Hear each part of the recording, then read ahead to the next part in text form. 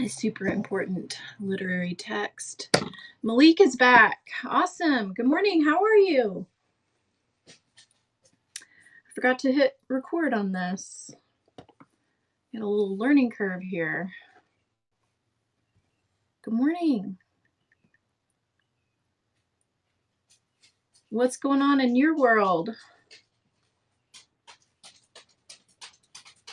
Okay, recording now. Good. I'm pretty good. Loving this book, and also it's almost hot here in Southern Illinois now. And I don't have any air conditioning in this old house. Oh, I forgot to put my earrings on too. I had them out. Where are they? Anyway, so yeah, it's funny, I spend so much time like wishing for warmer weather, and then when it gets here, I feel kind of gross. It's not comfortable to sleep in like very humid, hot environment. So dealing with that, I guess that's my complaint today. I hope that Kelly gets in here or watches the replay. She sent me for my birthday a gift certificate to Barnes and Nobles, which I thought was just the sweetest thing. And some of you know, my dream is to, one of my many dreams is to create a poetry library. And so with that gift certificate, I bought this really pretty edition of Sylvia Plath's Bell Jar, which is actually a novel, but oh, thank you. Yeah, Tate, isn't it? Look at this spine. So shiny. They're at Barnes and Nobles. But it's the Bell Jar and collected poems. So thank you so much, Kelly. She has added to the poetry library a beautiful book eventually. You know what you know what I'm trying to say? You know what I'm picking up, what I'm putting down? Should I read a poem? Should I read a Sylvia Plath poem to start out, and then we can move on to. I haven't looked at them and at any of these. I just got it, so I haven't really read much of it. And I've actually never read The Bell Jar before I started it, and it starts out so shocking and ahead in the oven dialalo. Oh my goodness. Well, aren't they all of them a little bit? There's one called Female Author. There's one called Jilted. Oh, let's read Jilted. Andrew's in here. Yay! I can really start now. Andrew's here. Anyway, forgive my sweat because it's 70 something, maybe 70 something degrees, but the humidity is awful. Oh, as I spill coffee everywhere. Jilted. My thoughts are crabbed and sallow, my tears like vinegar or the bitter blinking yellow of an ascetic star. Tonight the caustic wind love gossips late and soon, and I wear the wry-faced pucker of the sour lemon moon. While like an early summer plum, puny, green, and tart, droops upon its wizened stem, my lean, unripened heart. I like it. I was caught off guard that it was rhyming. Hers don't normally rhyme, her poetry. But this is one of her early poems, preceding 1956. Interesting. Thank you. The poem is fruity, totally. We all know what fruit means. Anyway, thank you so much, Kelly. Beautiful. Gorgeous. I'm so excited to have this book. And I didn't know what I was going to get when I went to the store, but there it is. Crookshanks won't be appearing today because he ran out the garage door. And isn't it? You didn't get to see it.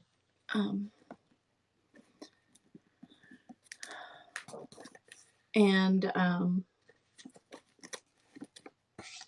he's decided to sulk in the garage right now. So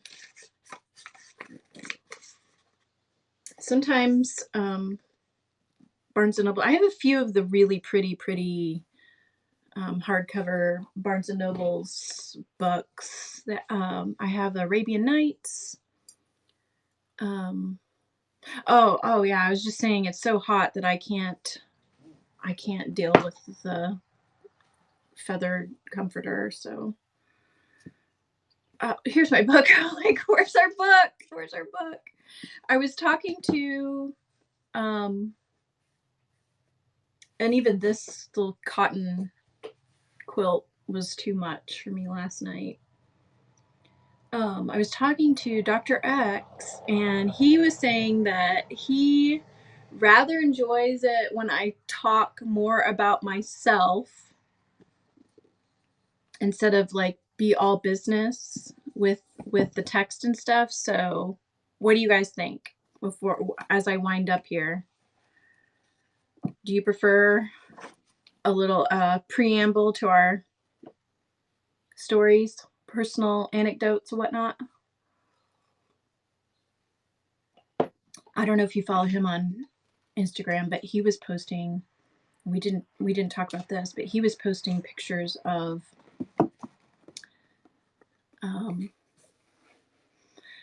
Are you talking about my hair now? Is it a mullet?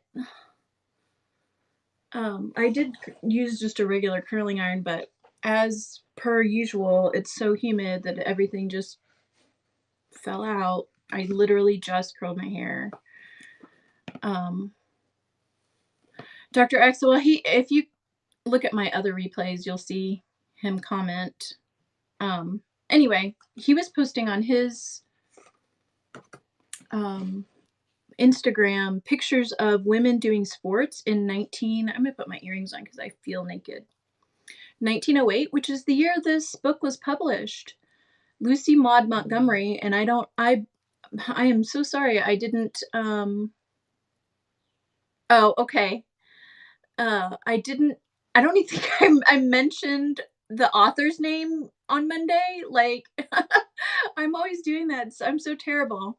Lucy Maud Montgomery, or L.M. Montgomery, from Canada. Interestingly, this is a quintessential Canadian book, but when she wrote it, she sent it off to every Canadian publisher she could find and think of, and none of them published it, but an American publisher did. Thank you. So it's published, an American published book, Canadian author, and the setting is Canada. Am I the only one that wants to say Canada?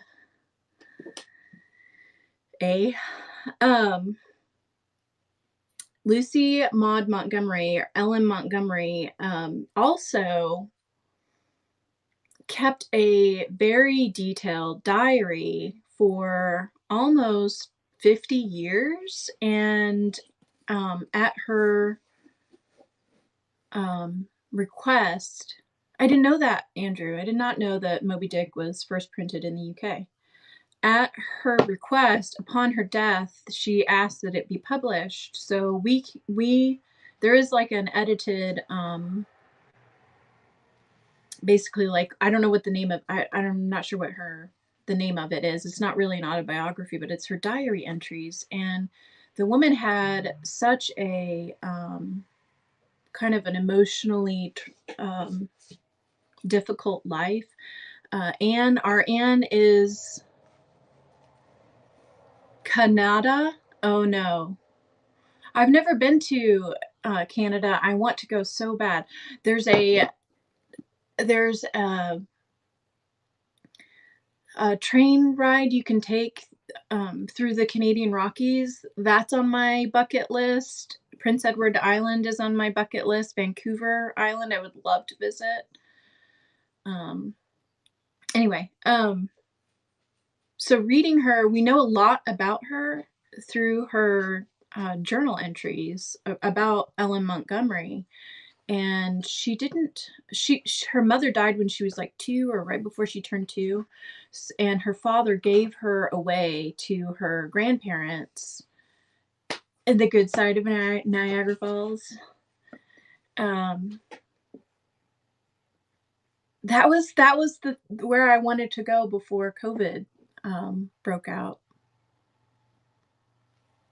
Oh my gosh, wouldn't that be a dream, guys? Let's do it. Let's do the train ride across the Rockies. Let's pool our money. We can do it.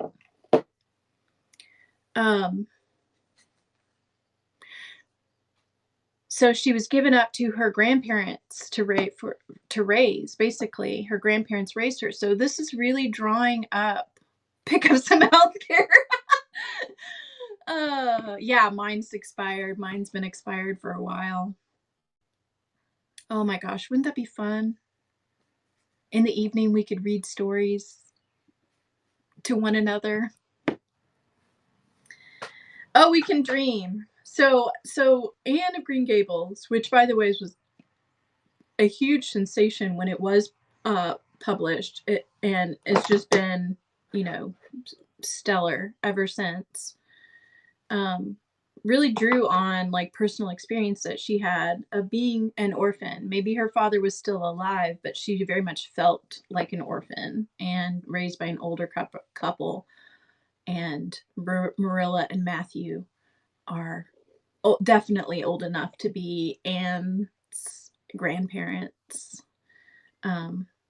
Anyway, if you want to know more about Ellen Montgomery, Lucy Maud Montgomery, some people call her Maud Montgomery.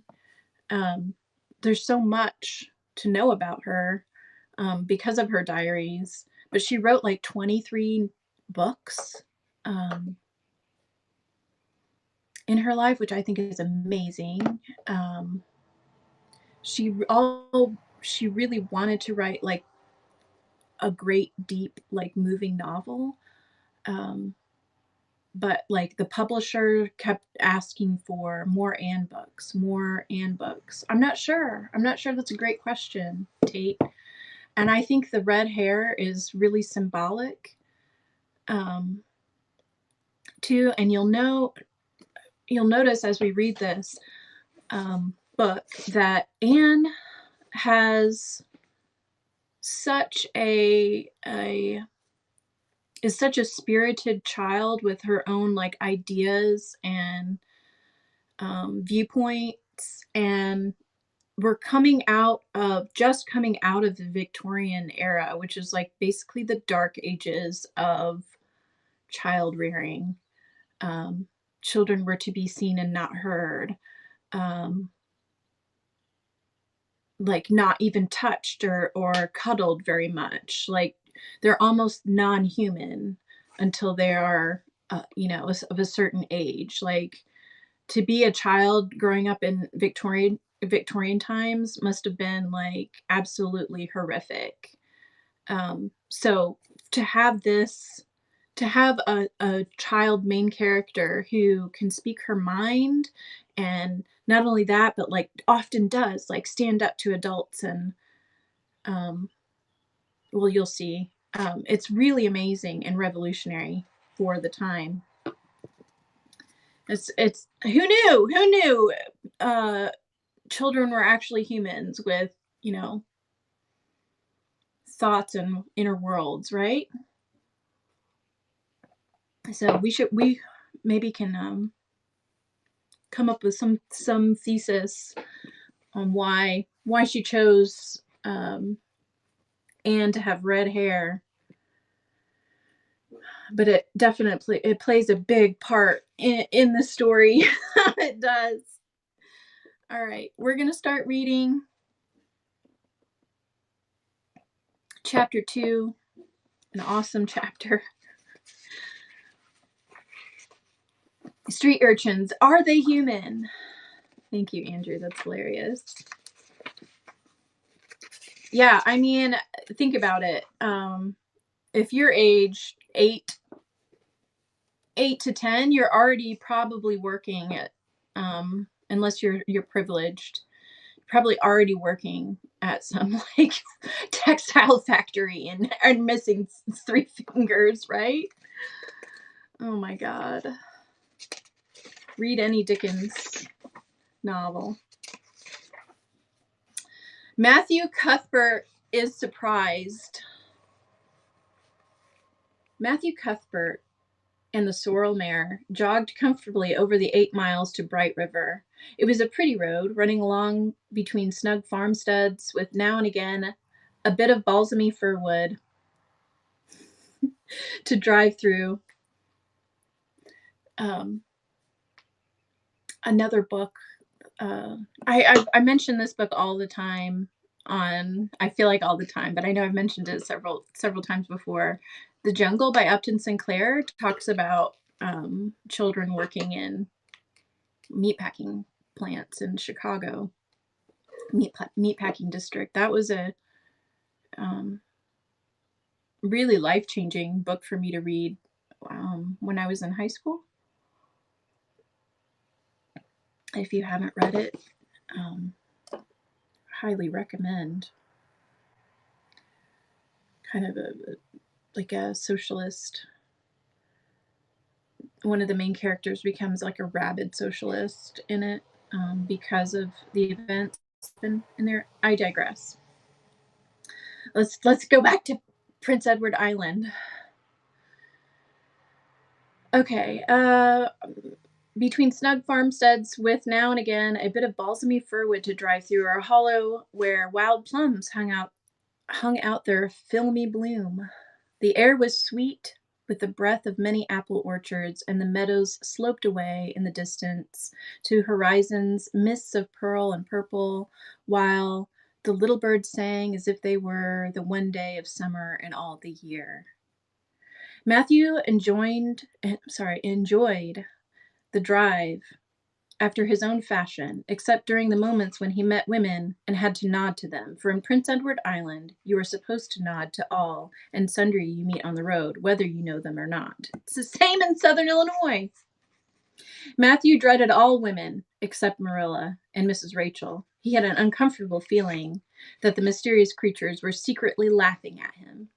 He may have been quite right in thinking so, for he was an odd-looking personage, with an ungainly figure and long iron gray hair that touched his stooping shoulders, and a full, soft brown beard, which he had worn ever since he was 20. In fact, he had looked at 20 very much as he looked at 60, lacking a little of the grayness. When he reached Bright River, there was no sign of any train. He thought he was too early, so he tied his horse in the yard of the small Bright River Hotel and went over to the station house. The long platform was almost deserted, the only living creature in sight being a girl who was sitting on a pile of shingles at the extreme end. Matthew, barely noting that it was a girl, sidled past her as quickly as possible without looking at her. Had he looked, he could hardly have failed to notice the tense rigidity and expectation of her attitude and expression. She was sitting there waiting for someone or somebody, and since sitting and waiting was the only thing to do just then, she sat and waited with all her might and main. Matthew encountered the station master locking up the ticket office preparatory to going home for supper, and asked him if the 5:30 train would soon be along. "The 5:30 train has been in and gone half an hour ago," answered that brisk official. "But there was a passenger dropped off for you, a little girl. She's sitting out there on the shingles. I asked her to go into the ladies' waiting room, but she informed me gravely that she preferred to stay outside." There was more scope for imagination she said. She's a case, I should say. I'm not expecting a girl, said Matthew blankly. It's a boy I've come for. He should be here. Mrs. Alexander Spencer was to bring him over from Nova Scotia for me.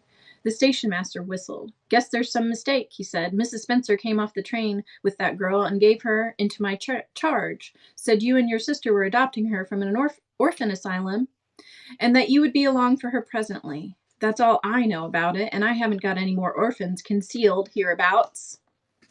Oh my goodness. I don't understand, said Matthew, helplessly wishing that Marilla was at hand to cope with the situation. Well, you'd better question the girl, said the station master carelessly. I dare say she'd be able to explain. She's got a tongue of her own, that's certain. Maybe they were out of boys of the brand you wanted.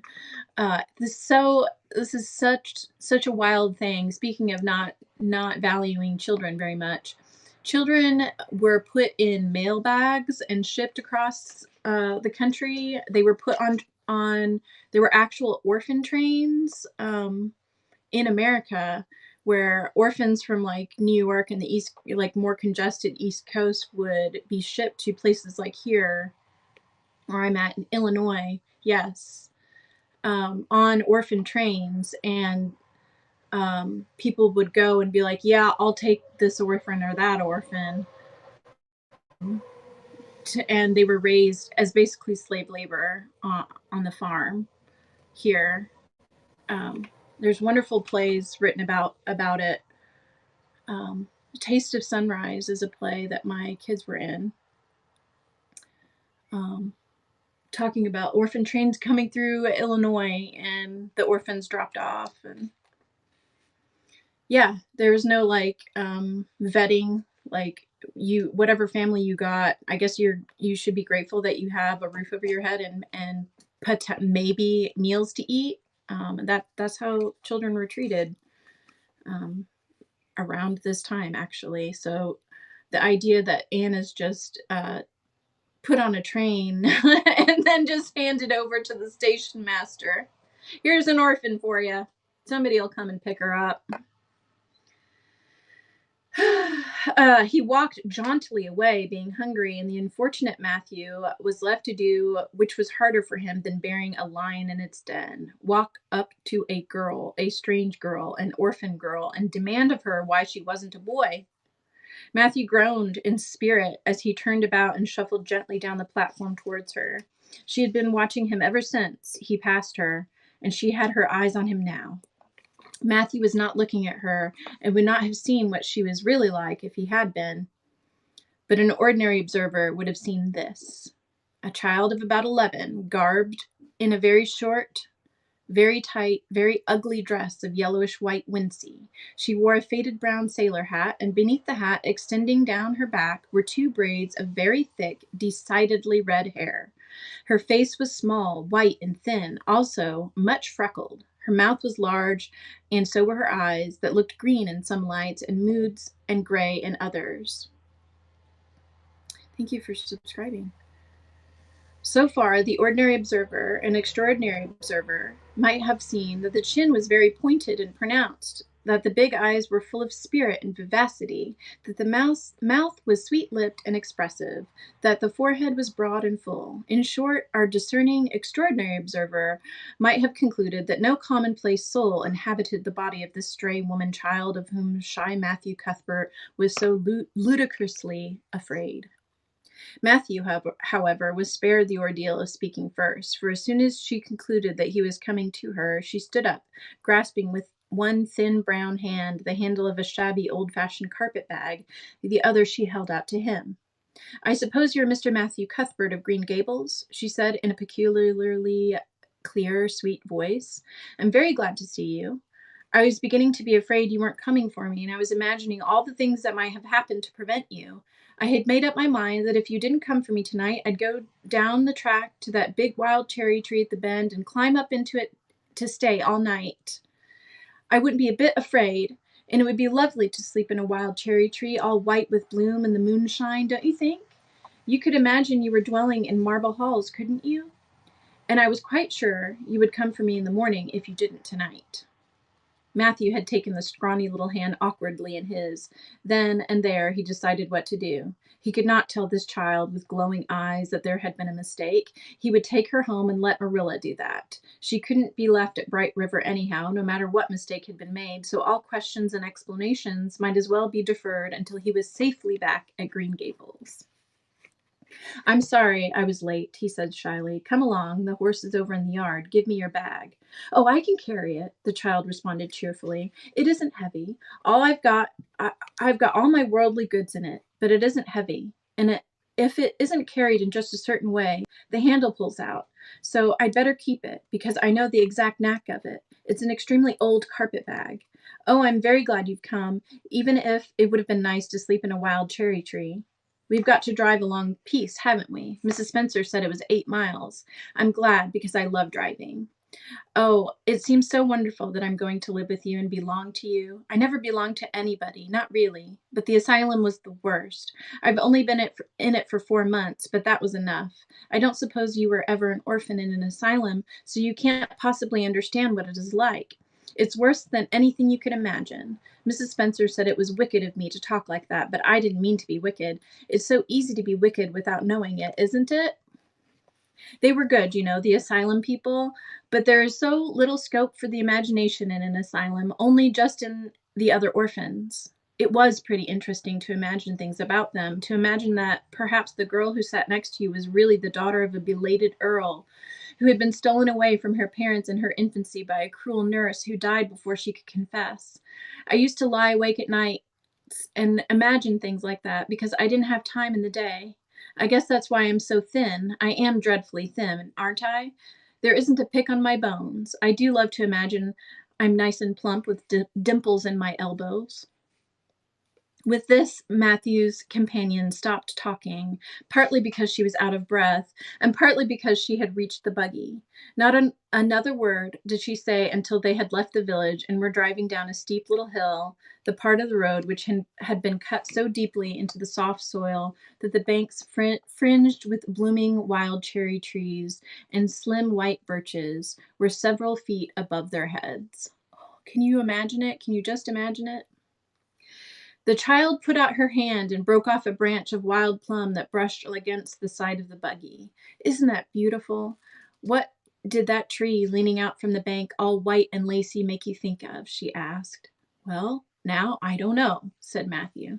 Why, a bride, of course. A bride in all white with a lovely misty veil. I've never seen one, but I can imagine what she would look like. I don't ever expect to be a bride myself. I'm so homely, and nobody will ever want to marry me unless it might be a foreign missionary. I suppose a foreign missionary mightn't be very particular, but I do hope that someday I shall have a white dress.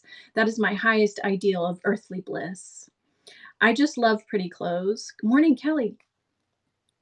And I've never had a pretty dress in my life that I can remember. But of course, it's all the more to look forward to, isn't it? And then I can imagine that I'm dressed gorgeously. This morning, when I left the asylum, I felt so ashamed because I had to wear this horrid old wincey dress. All the orphans had to wear them, A merchant in Hopetown last winter donated 300 yards of wincey to the asylum. Some people said it was because he couldn't sell it, but I'd rather believe that it was out of kindness of his heart, wouldn't you? When we got on the train, I felt as if everybody must be looking at me and pitying me.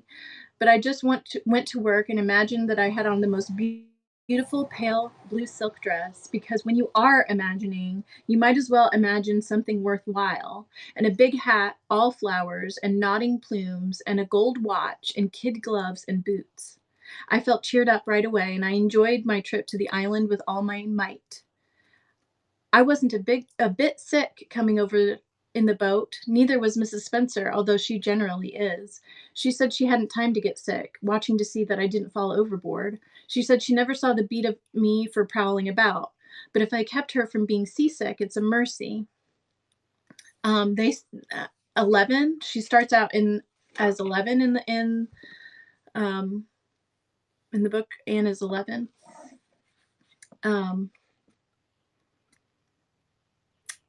I wish you could see this. I don't know if you can see this, but there's no indents or paragraphs. She's just talking. And have any of you felt so nervous talking to somebody that you just keep going, even though maybe you also know a little bit that you should stop, but you can't. Um, anyway, I'm glad you already love Anne. I already love her too. I love her imagination. Um, but if it kept her from being seasick, it's a mercy. I did prowl. It's a mercy I did prowl, isn't it?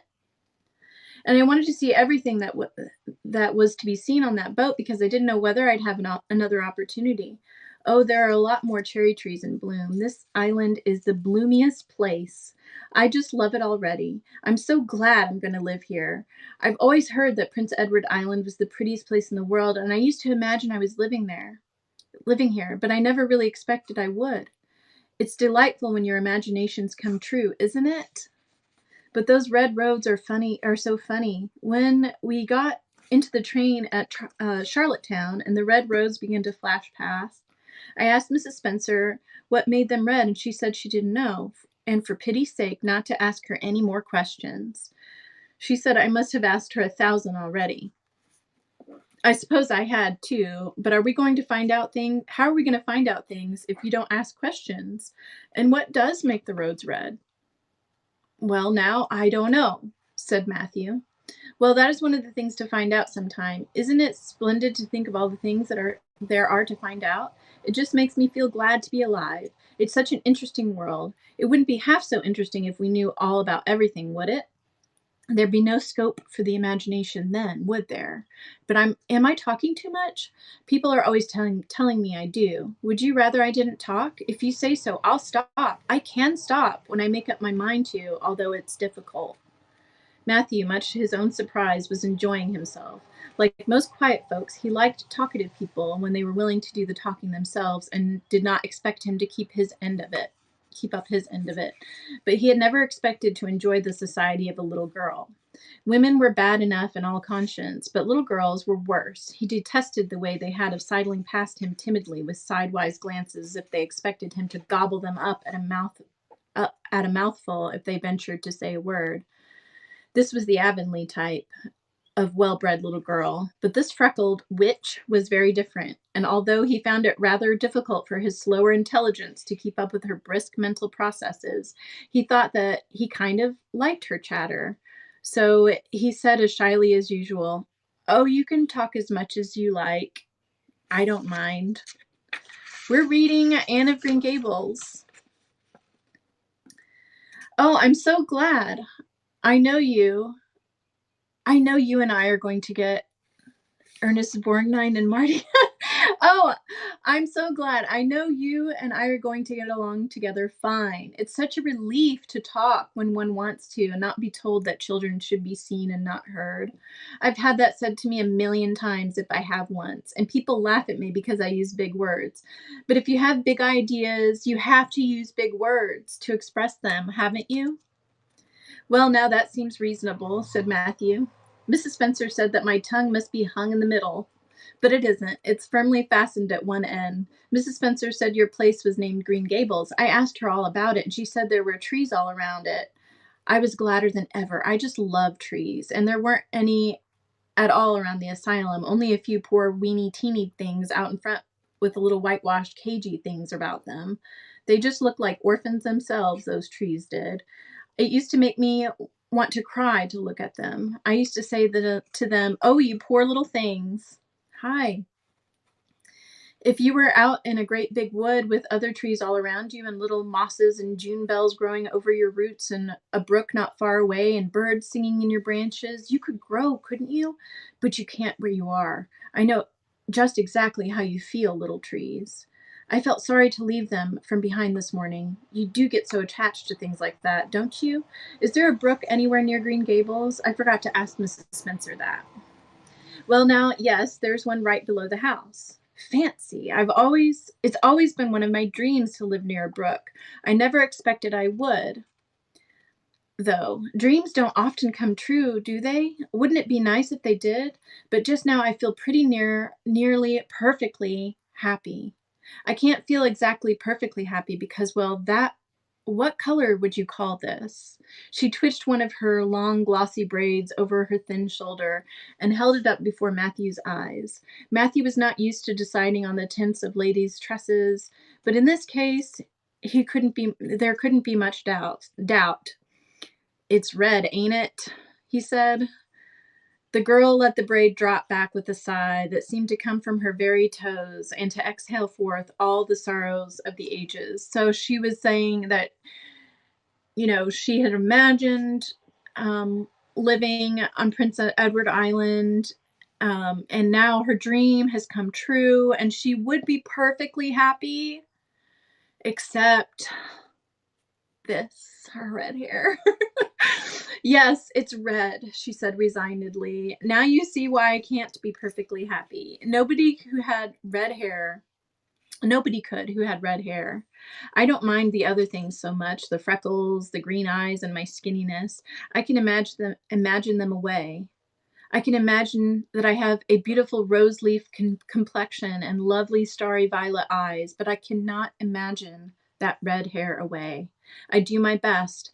I think to myself, now my hair is a glorious black, black as the raven's wing. But all the time I know it's just plain red, and it breaks my heart. It will be my lifelong sorrow. I read of a girl once in a novel who had a lifelong sorrow, but it wasn't red hair. Her hair was pure gold, rippling back from her alabaster brow. But what is an alabaster brow? I never could find out. Could you tell me?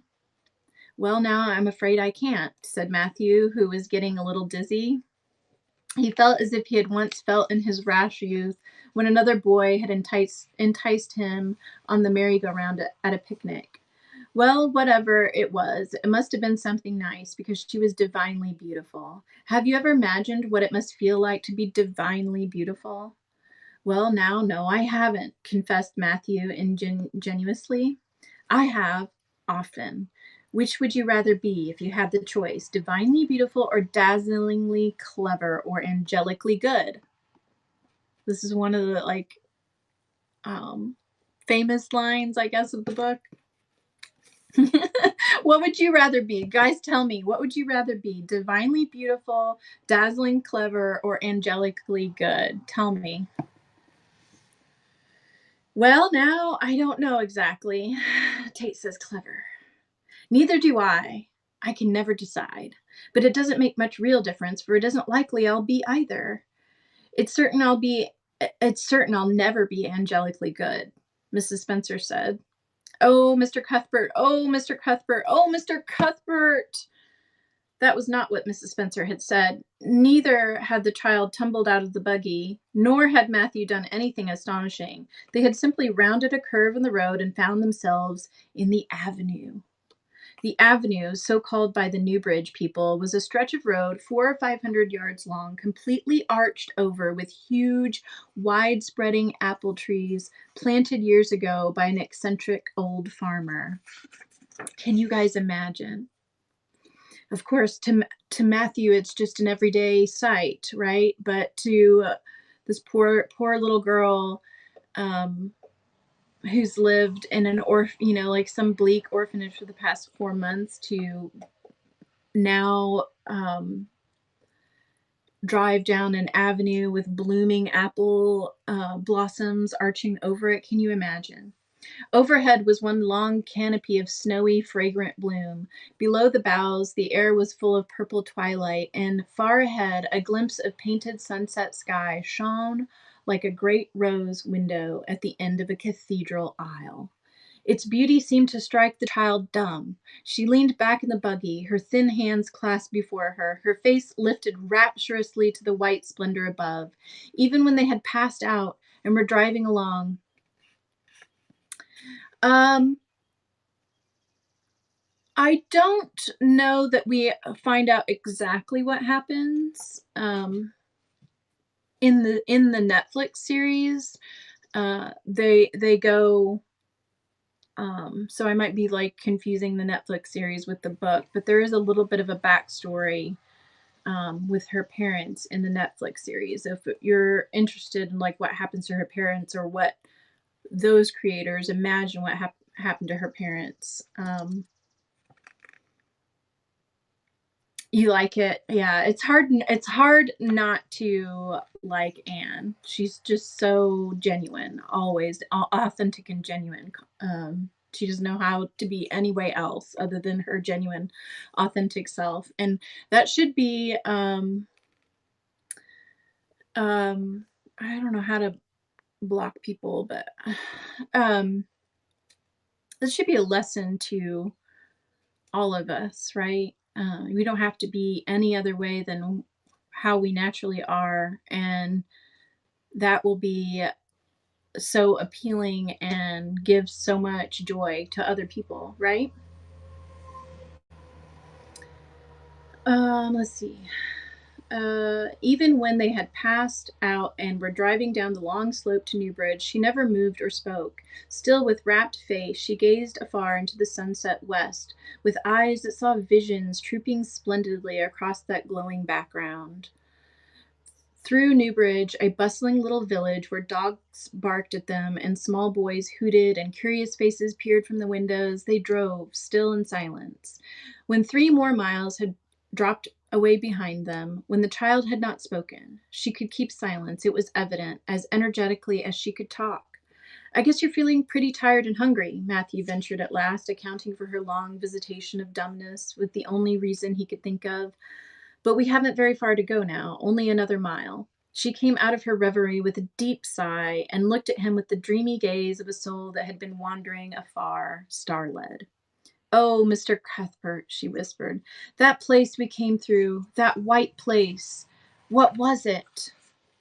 "Well, now, you must mean the avenue," said Matthew, after a few moments' profound reflection. "It is a kind of pretty place." Pretty. Oh, pretty doesn't seem the right word to use, nor beautiful either. They don't go far enough. Oh, it was wonderful. Wonderful. It's the first thing I ever saw that couldn't be improved upon by imagination. It just satisfied me here. She put one hand on her breast. It made a queer, funny ache, yet it was a pleasant ache. Do you ever have an ache like that, Mr. Cuthbert? Well, now, I just can't recollect that I ever have. Had. I have it lots of times whenever I see anything royally beautiful. But they shouldn't call that lovely place the Avenue. There's no meaning in a name like that. They should call it, let me see, the White Way of Delight. Isn't that a nice imaginative name? When I don't like the name of a place or a person, I always imagine a new one and always think of them so. There was a girl at the asylum whose name was Hepzibah Jenkins, but I always imagined her as Rosalia de Vere. Other people may call that place the Avenue, but I shall always call it the White Way of Delight. Have we really only another mile to go before we get home? I'm glad and I'm sorry. I'm sorry because this drive has been so pleasant, and I'm always sorry when pleasant things end. Something still pleasanter may come after, but you can never be sure. And it's so often the case that it isn't pleasanter. That has been my experience anyhow, but I'm glad to think of getting home. You see, I've never had a real home since I can remember. It gives me that pleasant ache again just to think of coming to a really, truly home. Oh, isn't that pretty?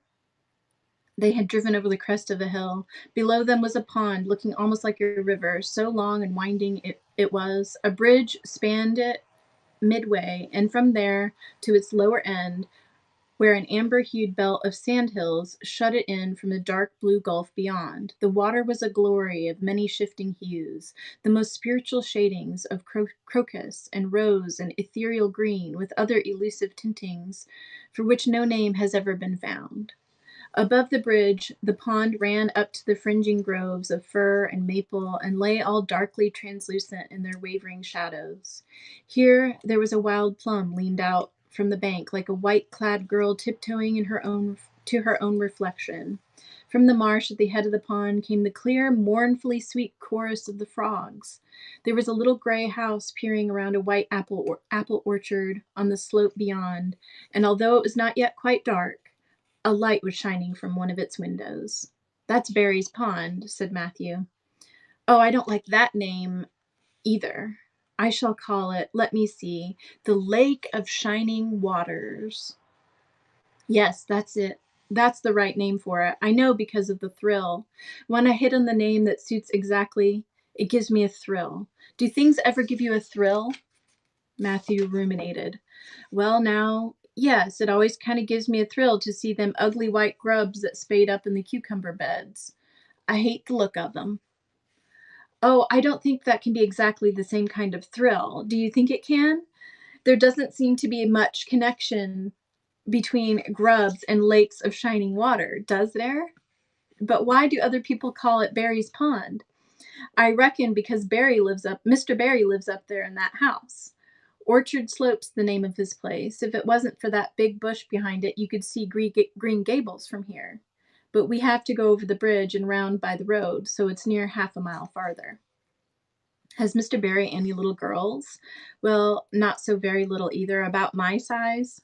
He's got one about 11. Her name is Diana. Oh, with a long indrawn breath, what a perfectly lovely name. Well, now, I don't know. There's something dreadfully heathenish about it, seems to me. I'd rather Jane or Mary or some sensible name like that. But when Diana was born, there was a schoolmaster boarding there, and they gave him the naming of her, and he called her Diana. I wish there had been a schoolmaster like that around when I was born. Oh, here we are at the bridge. I'm going to shut my eyes tight. I'm always afraid of going over bridges. I can't help imagining that perhaps just as we get into the middle, they'll crumble up like a jackknife and nip us up. So I shut my eyes, but I always have to open them for all when I think we're getting near the middle, because you see, if the bridge did crumple up, I'd want to see it crumple. What a jolly rumble it makes. I always like the rumble part of it. Isn't it splendid there are so many things to like in this world? There, we're over. Now I'll look back. Good night, dear lake of shining waters. I always say good night to the things I love, just as I would to people. I think they like it. That water looks as if it was smiling at me. When they had driven up the further hill and around a corner, Matthew said, "We're pretty near home now. That's Green Gables over." "Oh, don't tell me," she interrupted breathlessly, catching at his particularly raised arm and shutting her eyes that she might not see his gesture. "Let me guess. I'm sure I'll guess it right." She opened her eyes and looked about her. They were on the crest of a hill. The sun had set some time since, but the landscape was still clear in the mellow afterlight. To the west was a dark church spire, rose up against a marigold sky. Below was a little valley, and beyond a long, gently rising slope with snug farmsteads scattered along it. From one to the other, the child's eyes darted, eager and wistful. At last they lingered on one away to the left, far back from the road, dimly white with blossoming trees in the twilight of the surrounding woods. Over it, in the stainless southwest sky, a great crystal white star was shining like a lamp of guidance and promise. "That's it, isn't it?" she said, pointing. Matthew slapped the reins on the sorrel's back delightedly. "Well, now you've guessed it, but I reckon Mrs. Spencer described it so you could tell." "No, she didn't. Really, she didn't. All she said it might just as well have been about most of those other places. I hadn't really I hadn't any real idea what it looked like, but just as soon as I saw it, I felt I was home. Oh, it seems as if I must be in a dream. Do you know, my arm must be black and blue from the elbow up, for I've pinched myself so many times today. Every little while, a horrible sickening feeling would come over me, and I'd be so afraid it was all a dream. Then I'd pinch myself to see if it was real, until suddenly I remembered that even supposing it was only a dream, I'd better go on dreaming as long as I could. So I stopped pinching. But it is real, and we're nearly home." With a sigh of rapture, she released into silence. Matthew stirred uneasily. He felt glad that it would be Marilla and not he who would have to tell this waif of the world that the home she longed for was not to be hers after all. They drove over Lynn's Hollow, where it was already quite dark, but not so dark that Mrs. Rachel could not see them from her window vantage, and up the hill and into the long lane of Green Gables. By the time they arrived at the house, Matthew was shrinking from the approaching revelation with an energy he did not understand. It was not of Marilla or himself he was thinking, or the trouble this mistake was probably going to make for them, but of the child's disappointment. When he thought of that rapt light being quenched in her eyes, he had an uncomfortable feeling that he was going to assist at murdering something, much the same feeling that came over him when he had to kill a lamb or calf or any other innocent little creature. The yard was quite dark as they turned into it, and the poplar leaves were rustling silkily all around it. "Listen to the trees talking in their sleep," she whispered, as he lifted her to the ground. "What nice dreams they must have." Then, holding tightly to the carpet bag which contained all her worldly goods, she followed him into the house. That's chapter 2. Oh my goodness. Who's still here? What do you think? Is anybody still here? One of my favorite parts about the book is um, the landscape descriptions that we get. Oh my gosh. And you can't, I'm so glad that I'm sharing this with you, like, and it's your first time. It's like all of our first time coming into Avonlea and seeing it for the first time. And oh good, I'm so glad. That's fine. I'm so glad. But yeah, you can't, this is it. If you've never read this before, um, you've just experienced it the first time like Anne has. And oh, it's so good. It's so good, isn't it?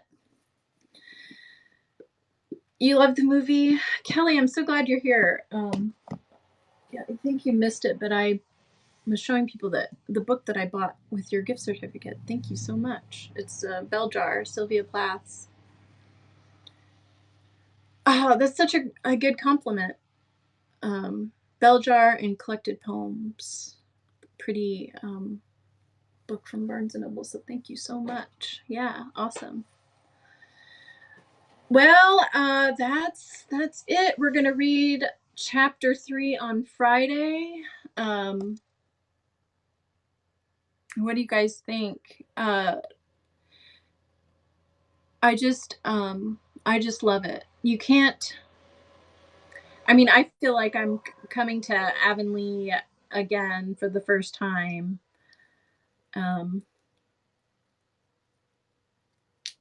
Too, which is a really beautiful thing to feel when you're reading something. But do any of you know somebody maybe like Anne in your life? I think she's so identifiable. I feel like maybe everybody can identify with her.